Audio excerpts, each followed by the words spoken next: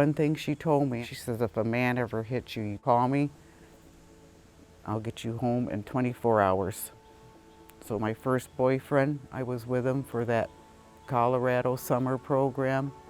Come fall, I knew I had to get tight, get back on schedule with schooling. He didn't want me to go back to school, so he moved me to Pueblo, Colorado, and I became a victim. It was love. It was a, that true first boyfriend love. But I remember that he took me on an arroyo ride and threatened me with my life. So I recovered enough in a week to where I got out of the home. I made the call and put myself in a safe place until I got a bus ticket, and I'd never look back.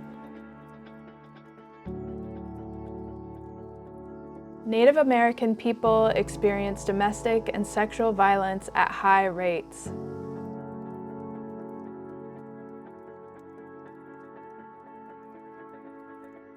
When you talk about domestic violence, most people tend to think about the criminal justice system, how law enforcement responds, prosecutors prosecute, judges judge, but it's so much bigger than that. They're just a small piece of it.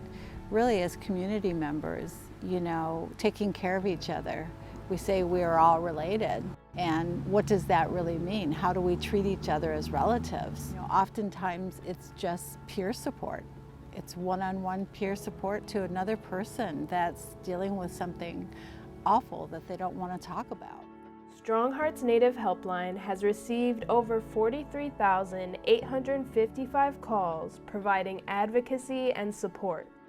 I've seen many women make a beautiful turn when they pick up the water, the medicines, and that's what I see us failing to comply with and giving these survivors. There's not enough Native recovery programs that go back to allowing our children and our sisters and our aunties to go back and sitting on the earth. We meet our relatives where they are at, providing culturally specific advocacy. It can be really hard to go to a mainstream organization. Our traditions and our ceremonies, and mainstream programs don't understand those. They can't provide those. One of the ways we're unique is that 100% of our advocates are Native American. They have experience living and working in Indian country. They know what the barriers are. We have the ability to stay on the line longer and to spend more time building trust and to spend more time just being supportive.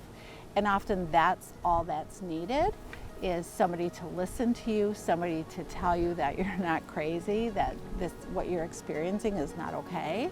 And I think that's really important to our people.